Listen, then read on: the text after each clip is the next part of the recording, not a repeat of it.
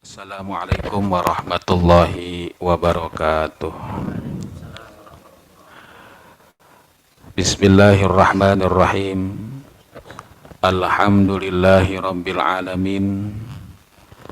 Assalatu wassalamu ala asyrafil anbiya'i wal mursalin, Sayyidina wa habibina wa syafi'ina wa maulana Muhammadin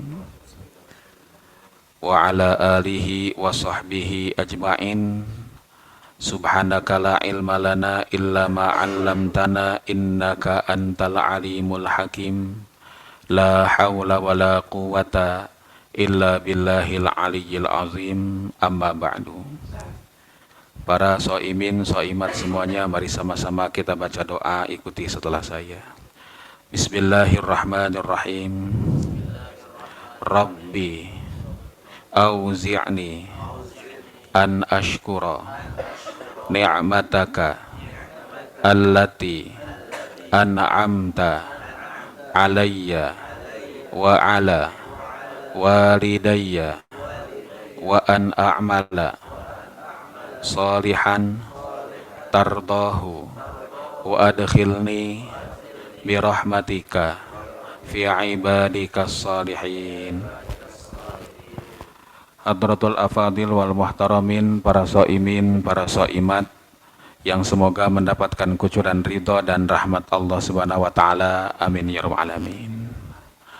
Alhamdulillah, rasa syukur sama-sama kita panjatkan pada Allah yang siang hari ini memberikan kekuatan pada kita semuanya untuk melaksanakan ibadah puasa di bulan Ramadan di hari yang ke-24 ini. Kita mohon pada Allah subhanahu wa ta'ala, semoga Allah terima amal ibadah kita semuanya. Allah berikan kekuatan kita untuk menyempurnakan puasa Ramadan ini, amin ya rabbal alamin. Salawat dan salam sama-sama kita sampaikan pada baginda alam Nabi kita Muhammad sallallahu alaihi wasallam. Para soimin, soimat semuanya, salawat ini merupakan di antara zikir yang paling afdol, kata Sayyid Alawi Al-Maliki. Dari sisi mana keabdolan membaca salawat ini? Bukankah zikir yang paling afdol itu adalah baca Quran? Betul. Tapi tidak semua orang yang bisa membaca Al-Quran. Allah perintahkan kita sholat, tapi Allah tidak pernah memerintahkan malaikat melaksanakan ibadah sholat. Allah perintahkan kita zakat, tapi mohon maaf Bapak Ibu-Ibu datang ke Blok M Plaza. Di sana ada toko emas. Yang punya toko emas di Blok M Plaza kebanyakan orang Padang, bukan malaikat, ya rahimakumullah. Allah wajibkan kita puasa, tapi Allah subhanahu wa ta'ala tidak perintahkan malaikat puasa, karena malaikat tidak punya nafsu, sehingga malaikat tidak suka akan laki-laki, karena malaikat bukan perempuan. Malaikat pun juga tidak suka pada perempuan, karena malaikat bukan laki-laki. Malaikat pun juga tidak suka akan makanan. Allah perintahkan ibadah haji. Bahkan saya yakin ibadah haji ini merupakan cita-cita umat Islam seluruh dunia. Walaupun untuk melaksanakannya perlu waktu yang lama. Daftar sekarang di Jakarta insya Allah baru berangkat sekitar 27 tahun yang akan datang. Kalau masih punya umur, jemaah. Tapi maaf, malaikat tidak pernah diperintahkan melaksanakan ibadah haji. Walaupun orang Indonesia itu, Bapak Ibu-Ibu yakin betul kalau di Mekah, Madinah dalam prosesi haji itu banyak sekali malaikat. Sampai-sampai jamaah haji Indonesia itu di Mekah, Madinah kalau dalam pelaksanaan ibadah haji sangat disukai oleh pengemis-pengemis di Mekah dan Madinah. Kenapa sebabnya? Karena orang Indonesia itu baik-baik. Yang minta-minta pasti dikasih. Padahal bisa jadi di Jakartanya pelit. Tapi begitu melaksanakan ibadah haji, dia berangkat ke Tanah Suci, yang minta-minta pasti dikasih oleh orang Indonesia. Kenapa demikian? Karena orang tua kita dulu suka ngasih tahu, guru kita ngasih tahu dari dulu. Kalau nanti satu hari punya rejeki bisa pergi haji, ada yang minta-minta di sana, jangan ditolak. Kasih aja berapapun juga. Kenapa? takutnya yang minta itu malaikat, jamaah rahimakumullah gitu kan. Bahkan beberapa waktu yang lalu ketika kita hajian, jamaah rahimakumullah, jamaah keluar dari Masjidil Haram desak-desakan ba'da asar. Ada satu jamaah yang dompetnya dia simpan di kantong belakang. Keluar dari masjid habis desak-desakan, dompetnya hilang. Pulanglah dia ke hotel, dia ngadu, Pak Ustadz ada apa-apa? Alhamdulillah Pak Ustadz, kata dia, dompet saya diambil malaikat, ya marimakullah gitu kan. Nah Ustadznya nanya sambil bingung, Bapak, yang namanya malaikat itu sejak kecil diajarin ada 10. Ada Jibril, Mikail, Israfil, terus sampai Mungkar, Nakir, Malik Ridwan. Bapak saya pengen tahu Pak, di antara 10 malaikat ini, mana sih malaikat yang tugasnya nyopet, ya marimakullah gitu kan. Nah, jamaah rahimakumullah, tapi untuk sholawat ini sebelum Allah perintahkan kita orang beriman bersolawat, Allah nyatakan dulu innallaha, sesungguhnya Allah, wa malaikatahu, dan malaikatnya Allah, yusalluna, itu bersolawat pada Rasulullah SAW. Baru setelah Allah nyatakan dirinya bersalawat, Allah nyatakan malaikat bersalawat, Allah perintahkan ya ayyuhalladzina amanu sallu alaihi wasallimu taslima. Hei orang-orang yang beriman, salawatlah kalian, salamlah kalian pada Rasulullah SAW. Allahumma salli ala sayyidina Muhammad. Bapak-bapak, ibu-ibu, sholawat mau pakai Sayyidina boleh, enggak juga enggak apa-apa. Yang penting yang perlu diperhatikan, jangan ribut berebut Sayyidina. Karena jamaah rahimakumullah di Jabotabek ini ternyata banyak banget yang masjid ribut gara-gara Sayyidina. Bahkan pernah mau masuk masjid, masjidnya dijaga, tidak boleh masuk ke dalam masjid, masjidnya ditutup. Nanyalah sama tukang ojek yang mangkal depan masjid, Abang, ini kenapa masjid kok ditutup? Dijawab sama tukang ojek, Pak Haji, ini masjid ditutup sengaja karena tadi di masjid ada yang berantem. Siapa yang berantem? Itu Pak Haji, kelompok yang sholawatnya Allahumma sholli ala Sayyidina Muhammad ribut berantem sama kelompok yang sholawatnya Allahumma sholli ala Muhammad. Pak Haji, tadi mereka pada berantem, serem ngelihatnya. Untung Pak Haji, saya mah gak pernah sholat, kata dia, jamaah rahimakumullah gitu kan. Nah, para jamaah rahimakumullah, alhamdulillah, perbedaan-perbedaan pendapat ini di bulan Ramadan hilang. Begitu azan maghrib dikumandangkan, mau yang bermadhab Syafi'i, yang mau bermadhab Hanafi, yang bermadhab Syiah, dan yang lainnya, kompak semuanya berbuka puasa, bahkan saling berbagi, jamaah rahimakumullah. Inilah keindahan Ramadan yang detik-detiknya akan kita, yang detik kepergiannya akan kita jelang beberapa hari lagi, jamaah rahimakumullah. Jamaah rahimakumullah, Ramadan akan pergi dari kita dengan satu ketidakpastian. Akankah kita berjumpa dengan Ramadan di tahun-tahun yang akan datang? Ramadan akan segera meninggalkan kita dengan satu ketidakpastian, akankah kita sudah diampuni dosanya oleh Allah Subhanahu wa taala. Makanya pantas di akhir Ramadan ini Rasulullah menganjurkan kita semuanya. Tatkala ditanya oleh Aisyah, ya Rasulullah, kira-kira apa yang aku ucapkan ketika aku mendapatkan Lailatul Qadar? Rasulullah SAW jamaah rahimakumullah tidak mengajarkannya doa untuk minta dunia, tapi Rasulullah mengajarkannya sebuah doa, Allahumma innaka afuwun karim tuhibbul afwa fa'fu anna. Ya Allah, engkau itu maha pemaaf dan suka sekali memaafkan, ya Allah. Karena itu tolong ya Allah Rabbana, maafkan saya ya Allah Rabbana. Itulah jamaah rahimakumullah.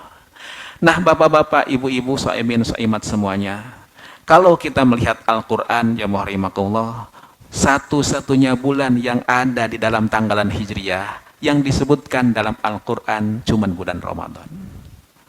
Bulan Dzulhijjah yang merupakan puncak prosesi ibadah haji, puncak pengalaman spiritual seorang muslim, tidak disebutkan di dalam Al-Quran. Bulan Muharram jamaah rahimakumullah yang merupakan awal bulan Islam tidak disebutkan di dalam Al-Quran. Yang disebutkan dalam Al-Quran satu-satunya adalah bulan Ramadan. Syahrul Ramadan alladzi unzila fihil Qur'an. Padahal, Bapak Ibu-Ibu, kata-kata Ramadan ini diambil dari nama musim. Jadi di dalam tanggalan Hijriyah ada 12 bulan, 5 bulan diantaranya itu adalah diambil dari nama musim. Apa saja? Rabiul Awal, Rabiul Tsani, Jumadil Ula, Jumadil Tsaniyah, Ramadan. Rabi itu apa? Rabi itu musim semi. Udara di Arab ya muharimakullah yang musim panasnya sampai 50 derajat, begitu masuk musim semi turun jadi 25 derajat sejuk. Makin turun lagi jadi 18 derajat di Rabiul Tsani. Makin turun lagi di Jumadil Ula ya muharimakullah jadi 10 derajat karena musim dingin. Makin turun lagi ya muharimakullah jadi 5 derajat di Rabiul Tsaniyah. Itulah makanya disebutkan nama-nama bulan ini diambil dari nama musim. Ternyata para alim ulama punya konsekuensi hukum fikih dalam masalah ini. Bapak-bapak, ibu-ibu, seorang laki-laki itu wajib memberikan nafkah pada istri-istrinya. Nafkah ini apa? Kata Al-Quran, wa 'alal mauludi lahu rizquhunna wa kiswatuhunna bil ma'ruf. Seorang laki-laki itu wajib memberikan nafkah pada istri-istrinya. Apa saja yang harus diberikan? Satu, rizquhunna, makanan. Makanan diberikan kapan? Setiap hari. Makanya dalam kitab-kitab fikih disebutkan nafaqatu yaumin, nafkah tiap hari, makanan untuk istri kita. Yang kedua, wa kiswatuhunna, kiswah itu yang nutupin. Makanya bapak-bapak, ibu-ibu lihat Ka'bah, Ka'bah itu ditutupin dengan kain hitam, namanya kiswah.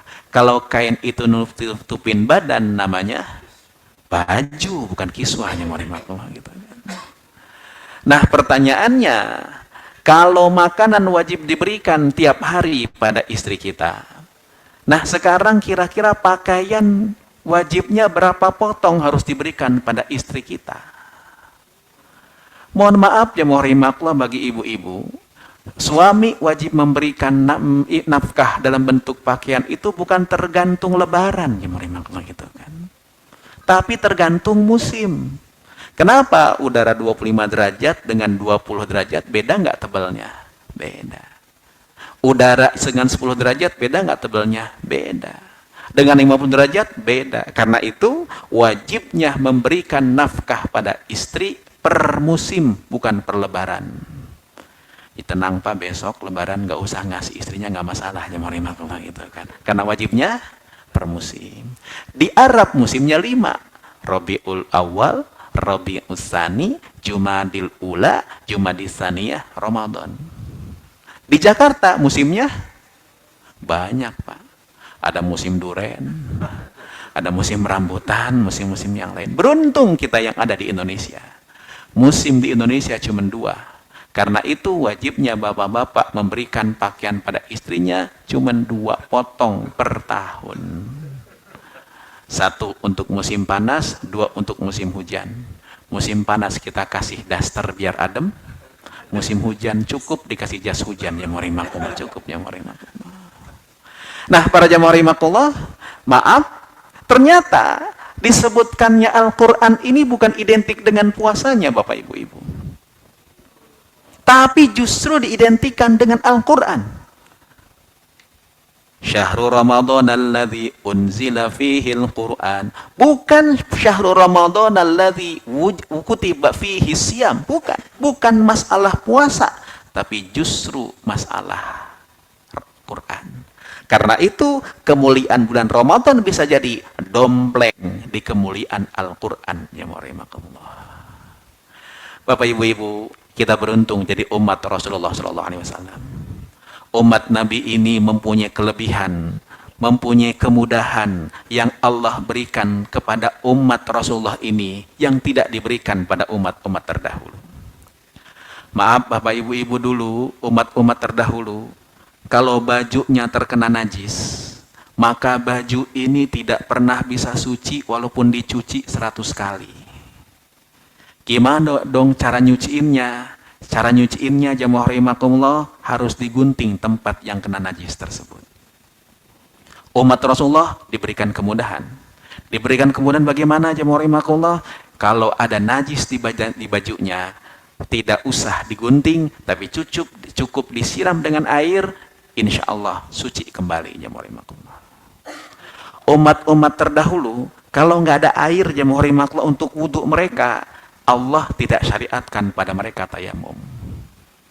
Kita umat Rasulullah diberikan kemudahan. Tidak bisa tayamum jamaah rahimakumullah, tidak bisa wudhu, silahkan tayamum. Bapak ibu-ibu, umat Nabi Musa ketika akan taubat, syarat taubatnya berat. Syarat taubatnya apa?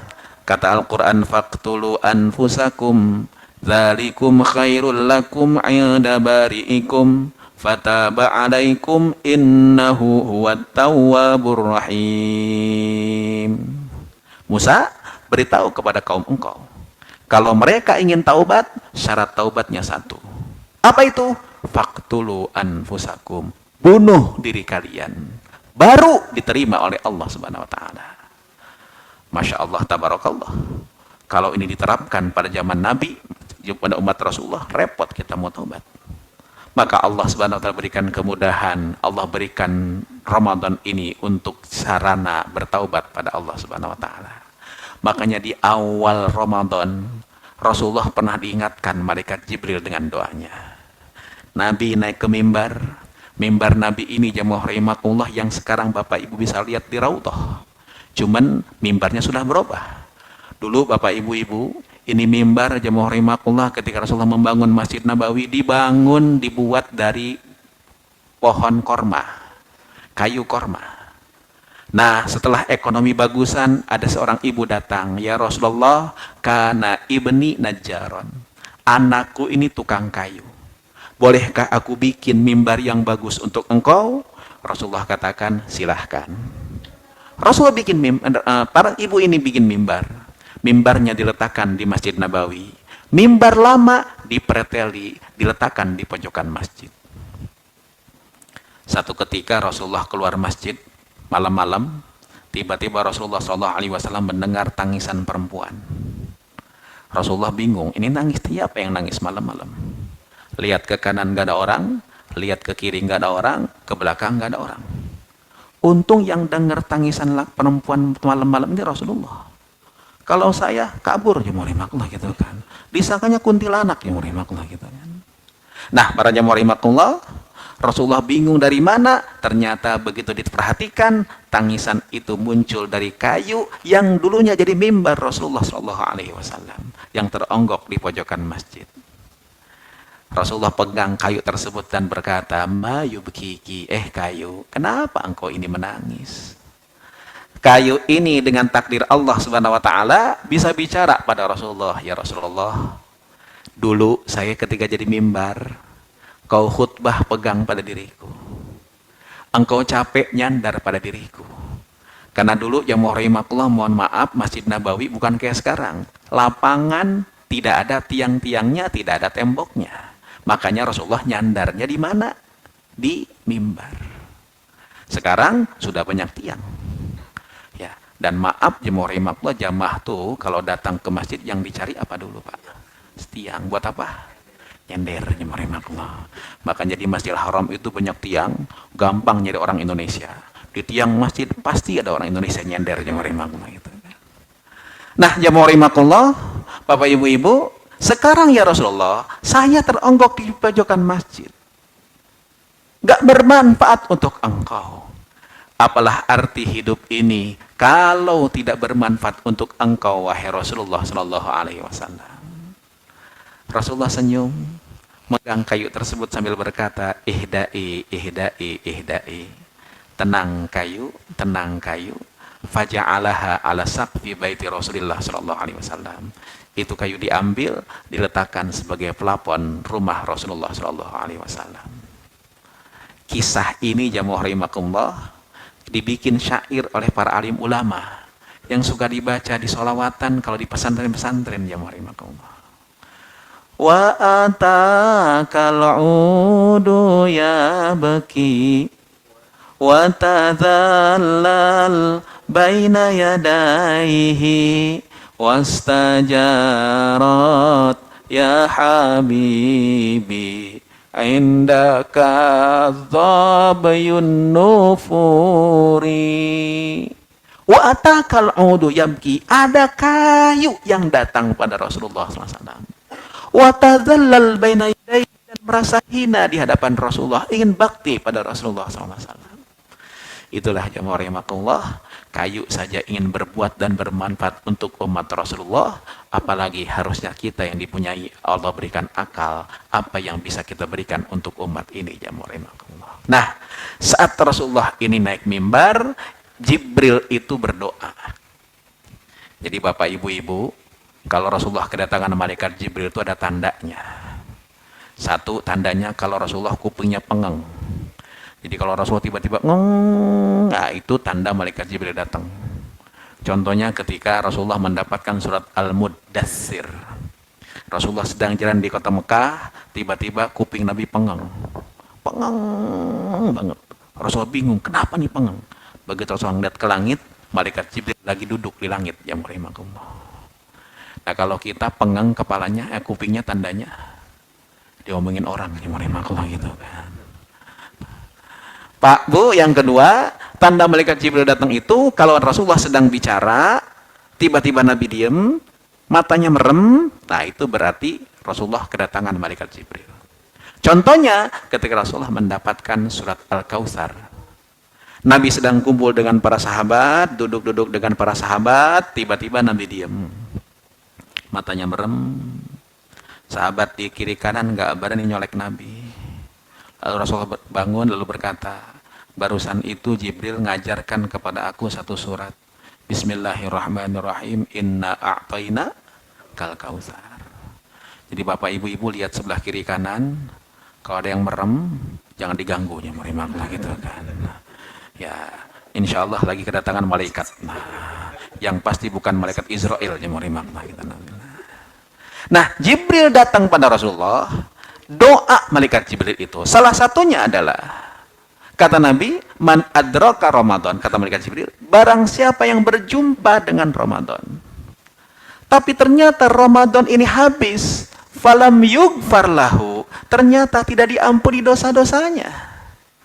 Orang ini rugi selesai Ramadan, dosanya nggak diampuni oleh Allah Subhanahu wa taala. Inilah jamaah rahimakumullah yang jadi renungan kita di akhir Ramadan ini, jamaah rahimakumullah. Bapak Ibu-ibu, Allahumma innaka afuwun karim, kita tuh mohon maaf pada Allah. Padahal udah istighfar, astagfirullahaladzim. Kenapa kau masih minta ampunan juga? Istighfar itu cuma nip X, Pak. Tip X kira-kira masih bisa dikorek apa enggak? Masih bisa dikorek. Karena catatannya masih ada. Nah, di samping istighfar, perlu dengan kalimat Allahumma innaka afuwun karim. Kalau afu itu dihapus betul-betul. Makanya jamaah rahimakumullah di akhir Ramadan kata Rasulullah, kayaumin waladathu ummuhu, orang yang puasa bulan Ramadan ini keluar dari bulan Ramadan seperti bayi yang baru dilahirkan. Kenapa? Karena dosanya dihapusin, bukan di tip X doangan. Jamaah rahimakumullah. Inilah jamaah rahimakumullah, karena itu akhir Ramadan ini jamaah rahimakumullah bukan hal yang biasa-biasa saja, tapi merupakan hal yang luar biasa. Mohon maaf, kalau akhir Ramadan ini dianggap sebagai biasa-biasa saja, maka Allah pun juga akan menganggap orang itu biasa-biasa saja, jamaah rahimakumullah. Kata Imam Syafi'i radhiyallahu anhu, lastu bihayyabin liman la yahabuni, walastu aradil mar'i ma la yaraliya. Mohon maaf, Allah dekat dengan kita ketika kita dekat Allah mendekat. Tapi ketika kita menjauh, Allah pun menjauh. Cuek di akhir Ramadan, Allah pun juga akan cuek pada orang tersebut. Allah, naudzubillah min dzalik. Yang terakhir, Bapak Ibu-ibu, Ramadan ini ternyata bukan hanya sekedar pahala. Pahala insya Allah Allah sudah siapkan. Ramadan ini jamaah rahimakumullah merupakan salah satu bentuk tunduk dan taat kita pada Allah Subhanahu wa taala. Yang kedua, tidak lain dan tidak bukan adalah untuk pembentukan karakter. Karena kalau kita lihat sejarah, Ramadan ini, puasa ini baru Allah wajibkan tahun kedua Hijriah. 13 tahun, 15 tahun setelah Rasulullah dakwah, baru Ramadan ini jamaah rahimakumullah diwajibkan. Ternyata salah satu tujuannya adalah untuk membentuk karakter jamaah rahimakumullah. Karakter takwa, karakter mikirin orang lain, karakter mikirin apa kata Allah. Jadi kalau boleh saya terjemahkan dengan gampang, la'allakum tattaqun itu agar kita mikirin apa kata Allah, bukan mikirin apa kata manusia. Jamaah rahimakumullah, maaf bukan berarti antisosial. Tapi tidak lain dan tidak bukan sebagai mi'yar. Mi'yar itu timbangan. Apa yang dilakukan harus kita refleksikan kira-kira apa kata Allah dengan perbuatan tersebut. Karena itu puasa ini jamaah rahimakumullah adalah puasa. Puasa dalam artian umum ini merupakan ibadah yang pertama kali Allah wajibkan pada manusia. Adam ketika tinggal di sorga tidak disuruh untuk sholat. Adam alaihissalam ketika di sorga tidak disuruh untuk zakat. Adam ketika tinggal di sorga tidak diperintahkan untuk haji, tapi Adam ketika di sorga diperintahkan untuk satu, apa tuh? Nahan diri. Wala taqraba hadhihi syajarata fatakuna minadh dhalimin. Adam, makanlah, minumlah, tapi tahan diri engkau, jangan dekati ini pohon. Toh pohon yang lain pun juga banyak. Salah satu hikmah puasa jamaah rahimakumullah, ternyata Allah perintahkan kita untuk bisa membedakan mana keinginan dan mana kebutuhan. Kebutuhan dijamin oleh Allah Subhanahu wa taala. Sebelum Allah ciptakan manusia, Allah besarkan ikan di lautan. Dana APBD, APBN tidak ada yang dialokasikan untuk nyiramin sawah seluruh Jawa, nggak ada. Siapa yang nyiramin? Allah Subhanahu wa taala. Mohon maaf, sebelum Allah ciptakan manusia, Allah letakkan batu bara di bawah tanah.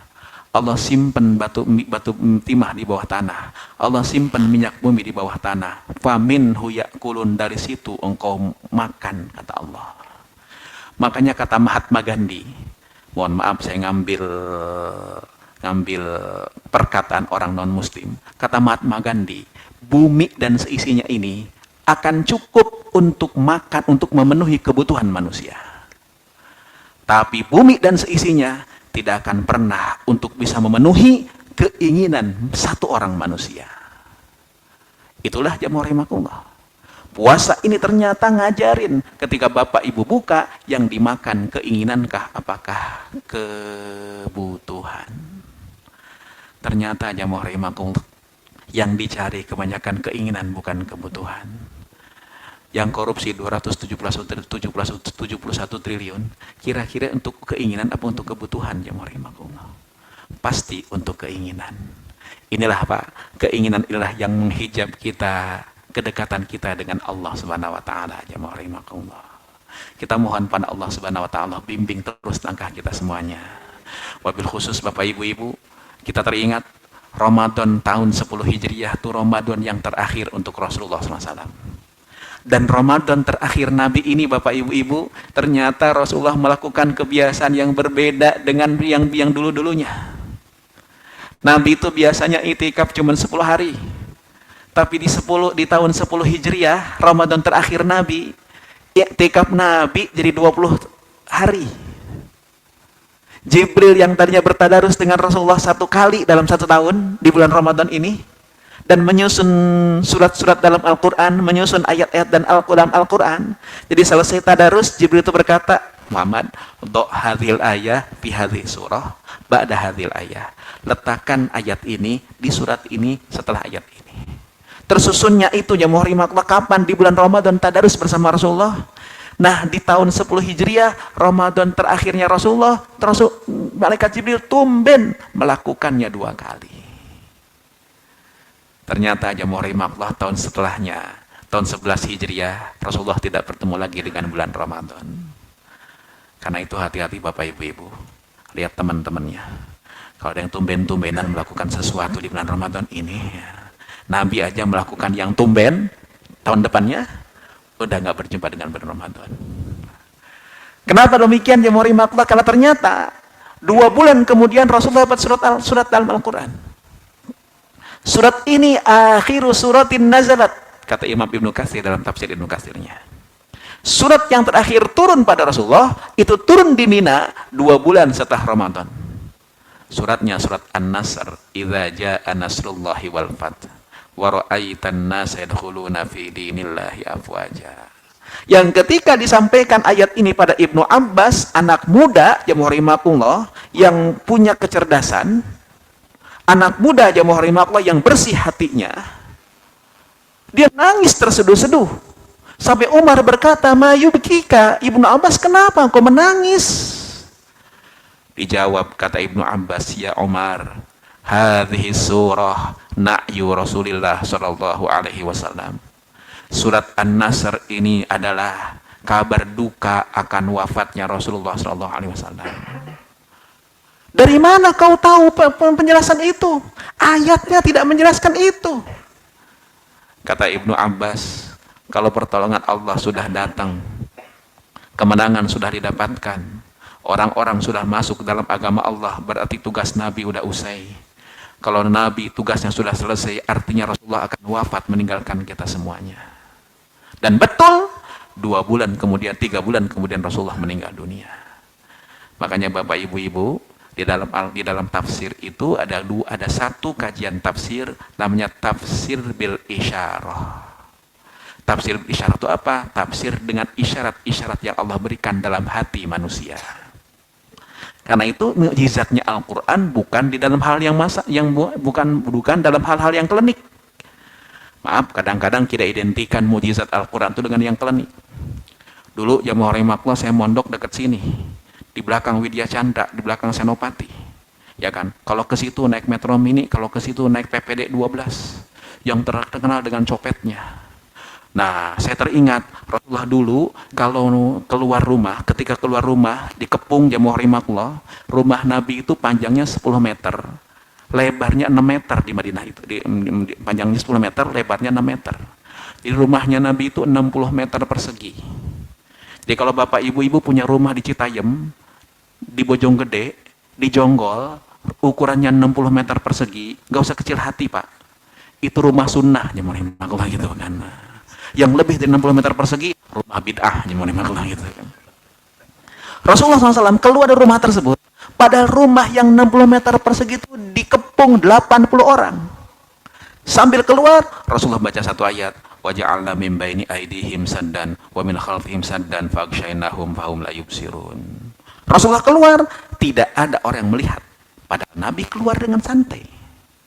Nah, ayat ini saya pakai dulu kalau naik bis. Ya, waja'alna min baini aidihim saddan wa min khalfihim saddan. Alhamdulillah gak pernah kecopetan. Dan hebatnya juga kondektur tuh nggak pernah nagihnya mereka gitu kan. Tapi mukjizat Al-Quran bukan terletak di hal-hal yang gaib, di hal-hal yang kesaktian model kayak begini, klinik model kayak begini. Para jamaah rahimakumullah, Ibnu Abbas melihat teksnya beda dengan penjelasan dia. Teksnya idza jaa, apabila telah datang nasrullah, pertolongan Allah, wal fathu, dan kemenangan. Ibnu Abbas melihat ini kabar duka akan wafat Rasulullah. Karena itu dalam tafsir ada namanya tafsir bil isyarah. Bapak ibu-ibu silahkan renungkan Al-Quran. Allah insya Allah akan ilhamkan dalam hati sesuai background bapak-bapak ibu-ibu. Ahli ekonomi bertadabur dengan Al-Quran akan muncul isyarat-isyarat ekonominya. Ahli sejarah jamaah rahimahullah yang kecenderungannya sejarah akan muncul aspek-aspek historisnya dalam Al-Quran. Orang yang tukang maksiat ketika mencoba membuka Al-Quran, insya Allah Allah isyaratkan dalam hati isyarat-isyarat untuk menunjukkan jalan dia jamaah rahimahullah. Itulah Pak kunci dari tadabbur Al-Quran. Karena itu yang diperintahkan bukan sekedar baca tapi tadabbur. Nah Pak, betul ternyata 3 bulan kemudian Rasulullah meninggal dunia. Dan Rasulullah meninggal dunia jamaah rahimahullah dengan membiasakan 3 kalimat yang diperintahkan dalam surat An-Nasr tersebut. fasabbih tasbih, bihamdi rabbika tahmid, wastagfir dan istighfar. Rasulullah 3 bulan membiasakan kebiasaan mulutnya mengatakan 3 kalimat. Subhanallah wa bihamdihi, subhanallah hil azim, astagfirullah. Karena itu Bapak Ibu, akhir Ramadan ini kita perlu mencari kebiasaan apa yang mungkin kita diwafatkan dalam kebiasaan tersebut. Karena orang diwafatkan dalam kesenangan yang dia lakukan. Di Pamulang ada orang yang mati kecebur setu. Kenapa? Karena kesenangannya mancing, ya rahimahullah gitu kan. Mohon maaf, di Sentul ada yang mati main golep, kesambar ke petir. Kenapa? Kesenangannya main golep, ya rahimahullah. Karena itu, carilah kesenangan dan kebiasaan yang mungkin kita akan diwafatkan dalam kebiasaan dan kesenangan tersebut. Ya rahimahullah. Semoga Allah wafatkan kita dalam keadaan husnul khatimah, dan Allah kumpulkan kita dalam barisan Rasulullah SAW. Dan semoga puasa kita Allah terima, sehingga satu hari nanti kita dipanggil oleh Allah Subhanahu wa taala masuk ke surga melalui pintu Babur Rayyan. Ya rahimahullah. Dan mudah-mudahan teman-teman yang kita ngumpul di masjid ini menjadi saksi di hadapan Allah bahwa kita pernah sama-sama bertawajuh pada Allah. Ya rahimahullah. Kita bacakan umul kitab suratul Fatihah. 1, kita doakan orang tua kita semuanya yang telah tiada meninggalkan dunia ini. Semoga Allah ampuni dosa mereka semuanya. Allah terima amal ibadah mereka semuanya. Orang tua kita yang masih sakit, semoga Allah angkat penyakitnya. Anak-anak kita yang sedang puasa, Allah Subhanahu wa taala berikan hidayah pada mereka. Santri-santri murid-murid kita, Allah bimbing langkah mereka untuk menjadi penerus perjuangan Rasulullah SAW. Dan kita semuanya yang sedang puasa, Allah bimbing, mudah-mudahan beres Ramadan ini, dosa kita terampuni, dan kita dikumpulkan dengan orang-orang yang baik. Ala hadhihi niyah al-Fatihah. Bismillahirrahmanirrahim. Alhamdulillahirabbil alamin. Ar-Rahmanir-Rahim. Maliki yaumiddin. Iyyaka na'budu wa iyyaka nasta'in. Ihdinas siratal mustaqim. Siratal ladzina an'amta 'alaihim ghairil maghdubi 'alaihim waladdallin. Amin. Bismillahirrahmanirrahim. Alhamdulillahirabbil alamin. Hamdan yuwafi ni'amahu wa yukafi mazidah. Ya Rabbana lakal hamdu. Allahumma salli ala sayyidina Muhammad wa ala ali sayyidina Muhammad. Ya Allah, terima kasih Kau berikan kekuatan pada kami melaksanakan ibadah puasa di hari yang ke-24 ini ya Rabb. Ya Allah, Ramadan akan segera meninggalkan kami. Ramadan akan pergi dari kami. Dengan satu ketidakpastian, akankah kami bisa berjumpa dengan Ramadan di tahun yang akan datang? Akankah dosa-dosa kami sudah Kau ampuni ya Rabb? Karena itu ya Rabb, di akhir Ramadan ini kami bersimpuh penuh menegakkan tangan bermohon kepada Engkau. Sudilah kiranya Kau ampuni dosa-dosa kami. Perkenankanlah Kau maafkan segala kesalahan kami ya Rabb. Izinkan Kau bimbing sisa hidup kami, agar sisa hidup kami bermanfaat untuk agamamu, keberadaan kami membawa kemaslahatan untuk umat nabimu, sehingga tatkala Kau wafatkan kami dalam keadaan husnul khatimah, dan Kau kumpulkan kami dalam barisan Rasulullah SAW. Allahumma Rabbana ighfir lana dzunubana wa liwalidina warhamhum kama rabbawna shighara. Ya Allah, di waktu yang mustajab ini, izinkan kami banggakan ibu dan bapak kami ya Rabb. Ya Allah, tertanamnya keimanan dalam hati kami. Kami bisa belajar puasa, salah satunya karena bimbingan ibu dan bapak kami. Sabar mereka mengurus kami ya Rabb. Sabar mereka mendidik kami ya Allah. Ketika kami susah bangun sahur, tiba-tiba dibangunkan kami ya Rabb. Bahkan diciprati mata kami ya Rabb. Ya Allah ya Rabbana, sekarang kami rasakan rindu pada kedua orang tua kami ini ya Rabb. Andai orang tua kami telah tiada meninggalkan dunia ini, jadikan kubur mereka raudhah min riyadil jannah. Orang tua kami yang masih ada dan sudah sakit-sakitan ya Rabb, kami mohon jadikan penyakit mereka sebagai kafarat akan dosa-dosa mereka. Andai satu hari nanti Kau wafatkan orang tua kami, perkenankan Kau wafatkan mereka dalam keadaan husnul khatimah. Namun izinkan kami ya Rabb untuk Kau berikan kesabaran, bisa berbakti pada orang tua kami di sisa hidup mereka ya Allah. Ya Allah, Allahumma ja'al auladana wa banatina wa dzurriyyatina wa talamidana wa tilmidzatina min ahlil ilmi wa ahlil khair. Ya Allah, kami punya anak yang merupakan amanah Engkau. Kami punya murid yang merupakan amanah Engkau. Kami punya santri yang merupakan amanah Engkau. Hari ini ya Rabb, di akhir Ramadan ini kami mohon bukakan pintu hati mereka ya Rabb. Izinkan Kau bimbing langkah mereka. Kau lindungi kehidupan mereka ya Rabb. Izinkan Kau limpahkan dalam hati mereka keikhlasan untuk membangun agamamu. ketawakalan dalam berjuang di jalan agama Engkau ya Rabb. Ya Allah ya Rabbana, jadikan mereka sebagai penerus perjuangan agamamu ya Allah ya Rabbana, birahmatika ya arhamar rahimin. Allahumma taqabbal minna salatana wa siyamana wa qiyamana wa ruku'ana wa sujudana wa tadarru'ana wa takhasyu'ana wa ta'abbudana wa tamim taksirana ya Allah ya Rabbal alamin. Ya Allah, inilah salat kami yang jauh dari kekhusyuan. Inilah puasa kami yang mungkin penuh dengan ketidaksempurnaan. Ini zakat kami ya Rabb yang kadang-kadang ada keriaan. Ini haji kami yang kadang-kadang dibarengi dengan kesum'ahan. Kami pasrahkan kepada Engkau ya Rabb seluruh amal ibadah kami ini. Izinkan dengan ibadah ini kami bermohon pada Engkau. Sudilah kiranya Kau rahmati kami ya Rabb, birahmatika ya arhamar rahimin. Rabbana atina fid dunya hasanah wa fil akhirati hasanah wa qina adzabannar.